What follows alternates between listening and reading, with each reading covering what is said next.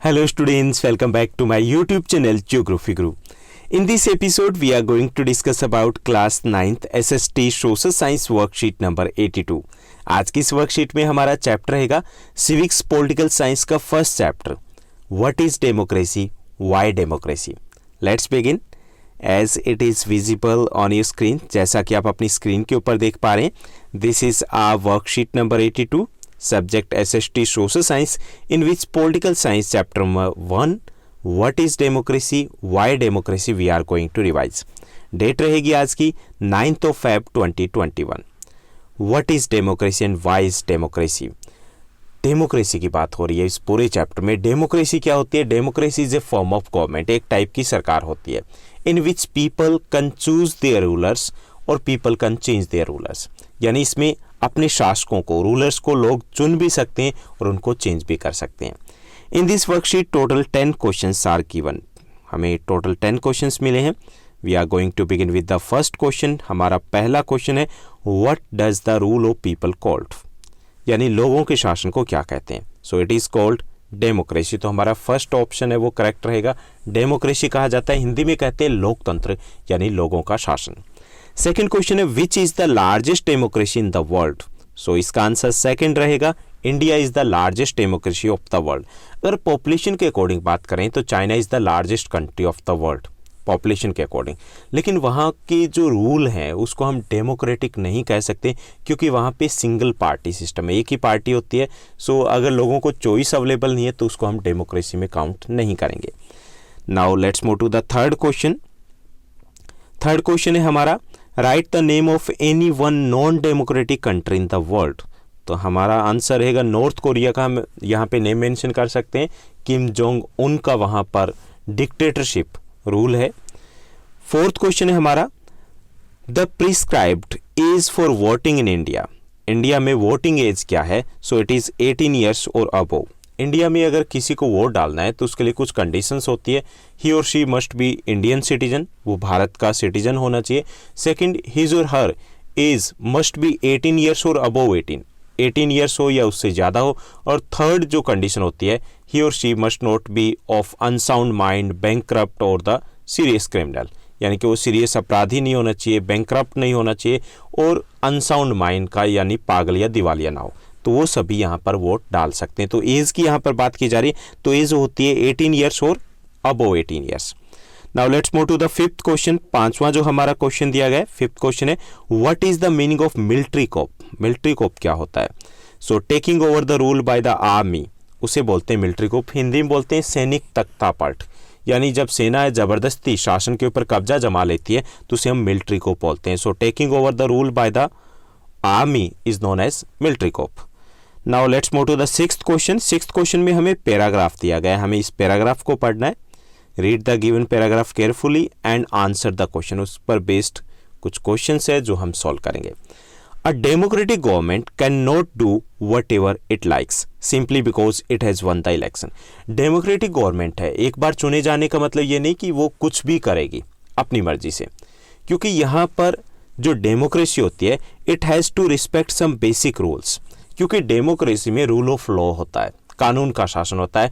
Democratic government और the elected government they also have to follow that rules and regulations. यानी constitution है उसको follow करना होता है. यानी यहाँ पर ऐसा डिक्टेटरशिप के तरह नहीं कि एक बार पावर में आ गए तो कुछ भी करेंगे. In particular it has to respect some guarantees given to the minorities. Particularly ये बात करें तो माइनॉरिटीज हैं, उनको भी कुछ राइट्स दिए होते हैं टू प्रोटेक्ट देम, और उनकी रिस्पेक्ट करना भी ज़रूरी होता है गवर्नमेंट के द्वारा. Every major decisions has to go through a series of consultation. और डेमोक्रेसी की सबसे बड़ी जो बात होती है कि यहाँ पे डिसीजंस मेकिंग जो प्रोसेस होती है वो काफ़ी लॉन्ग होती है. काफ़ी सारे इंस्टीट्यूशंस होते हैं जहाँ पे कंसल्टेशन किया जाता है, विचार विमर्श किया जाता है. हालांकि इससे एक ड्रॉबैक भी है कि डिसीजन मेकिंग प्रोसेस है वो काफ़ी स्लो होती है, टाइम ज़्यादा लग जाता है. लेकिन this is very important to take the better decisions, कि अच्छे डिसीजन अगर लेना है तो उसमें काफ़ी सारी कंसल्टेशन है वो इन्वॉल्व रहती है. जैसे हम नॉन डेमोक्रेटिक गवर्नमेंट की बात करें, हम नॉर्थ कोरिया की बात करें, किम जोंग उन को डिसीजन लेना है, भाई अकेला ले लेगा, जब मर्जी कहे कि ये करना है तो वो हो जाएगा. लेकिन डेमोक्रेसी में ऐसा नहीं होता. यहाँ पे डिस्कशन होगा, डिबेट होगी, उसके बाद डिसीजंस के ऊपर पहुंचते हैं, जो फाइनल डिसीजन होता है। Every office bearer has certain rights and responsibilities assigned by the constitution and the law. हर जो ऑफिशियल होता है कंट्री में, उसको भी कुछ सर्टेन राइट्स होते हैं, उसके पास कुछ रिस्पॉन्सिबिलिटीज होती है जो कॉन्स्टिट्यूशन या कानून के द्वारा, लॉ के द्वारा उनको दी जाती है। So each and every person जो है ऑफिशियल्स है, उनकी रिस्पॉन्सिबिलिटी और उनके राइट्स है डेमोक्रेसी में फिक्स होते हैं। We have the some fundamental rights, हमारे पास कुछ फंडामेंटल राइट्स होते हैं, but we have to be abide by the constitution. हमें कॉन्स्टिट्यूशन है उसी फ्रेमवर्क में वर्क करना होता है। Each of these is accountable not only to people but also to other independent officials. और इसमें जो गवर्नमेंट होती है वो अकाउंटेबल होती है लोगों के प्रति। क्यों? Because the rulers are elected by the people and people can change the ruler also.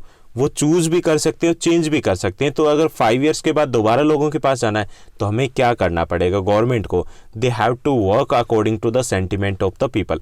जो लोगों की भावनाएं हैं उनके अकॉर्डिंग उनको वर्क करना होता है। सो इसलिए यहाँ पर जो गवर्नमेंट होती है वो अकाउंटेबल होती है टुवर्ड्स द पीपल।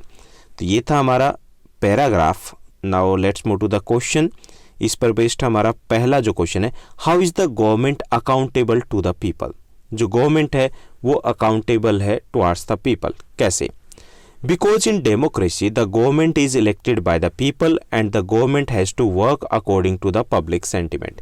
क्योंकि यहाँ पर सरकार है वो लोगों ने चुनी है और लोगों के अकॉर्डिंग ही काम करना पड़ेगा।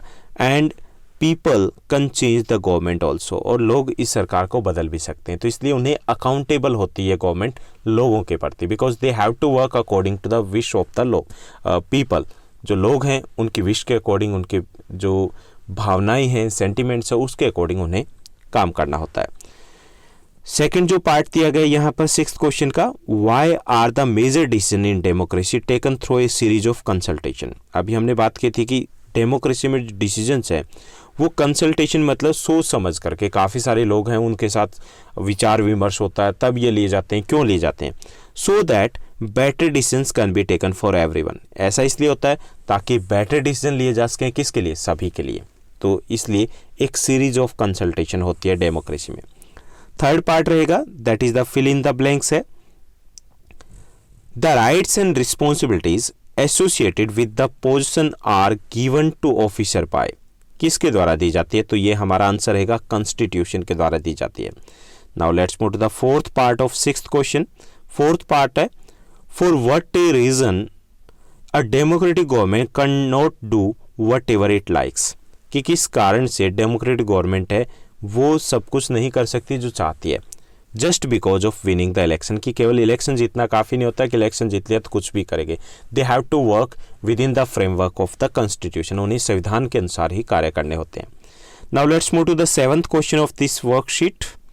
What is the difference between democratic and non democratic government? जो आपकी वर्कशीट का 7th और 8th क्वेश्चन है, ये आपके इस चैप्टर के मोस्ट इंपॉर्टेंट क्वेश्चन में से एक रहेंगे।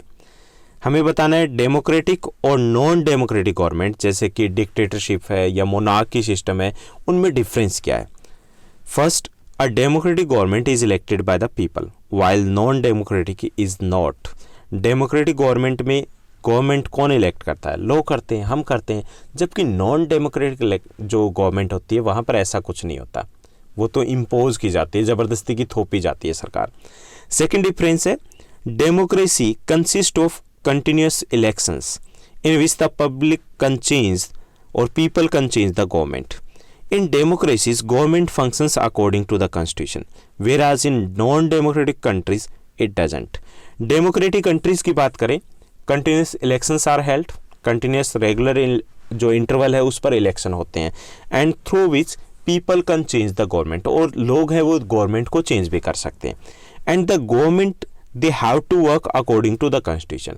जबकि नॉन डेमोक्रेटिक गवर्नमेंट की बात करें, इस टाइप की कुछ भी नहीं होता। वहाँ पे ना इलेक्शंस होते, इलेक्शन नहीं होते, ना रूलर को चेंज कर सकते, ना ही वहाँ पे कॉन्स्टिट्यूशन के अकॉर्डिंग गवर्नमेंट वर्क करती है। थर्ड डिफरेंस है, in democratic countries people have fundamental rights. Democratic country में लोगों के पास फंडामेंटल राइट्स होते हैं, हमारे पास हैं जैसे।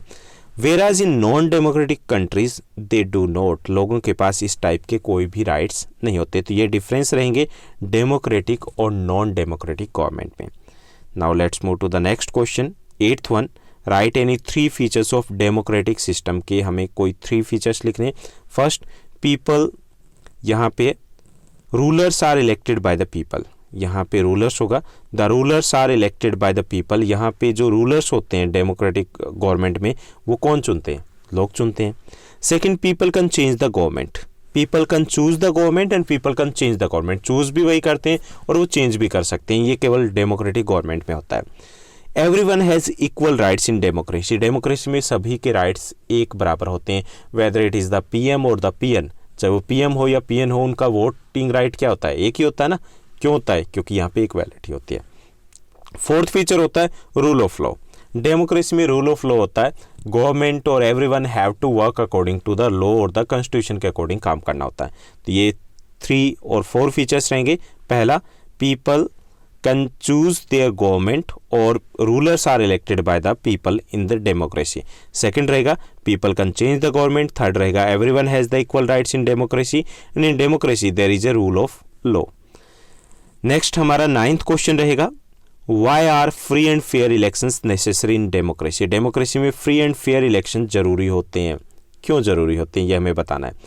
For democracy in real sense, if we do not have the free and fair elections तो डेमोक्रेसी है ही नहीं है ना।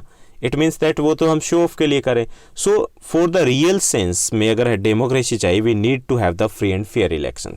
Second, so that people can vote without any pressure और फियर, ताकि लोग बिना किसी डर के वोट डाल पाएं, इसके लिए भी free and fair elections are compulsory. Third, to elect a right representative, right representative तब इलेक्ट होगा जब फ्री एंड फेयर इलेक्शन होंगे। अगर फेयर नहीं है तो भाई वोट डालते रहेंगे हम, चुना तो कोई और जाएगा। Okay, so for the election of the right representative we need free and fair election. For to change the rulers too we need free and fair elections. अगर free and fair नहीं होंगे तो जिसको एक बार चुन लिया वही जीतता जाएगा, क्योंकि वोटिंग काउंट तो नहीं करनी है। So for that purpose too we need to have free and fair election. Now let's move to the 10th and the last question of this worksheet.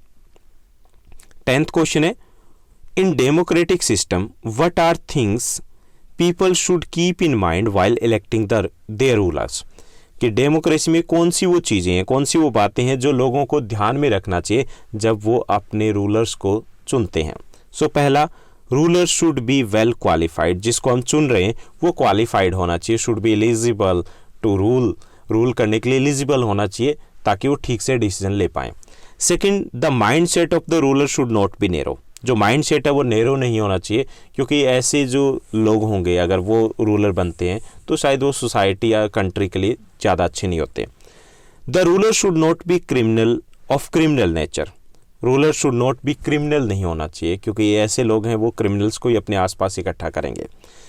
There should be the passion for social service in the ruler, ruler में social service के लिए एक passion होना चाहिए, एक जज्बा होना चाहिए।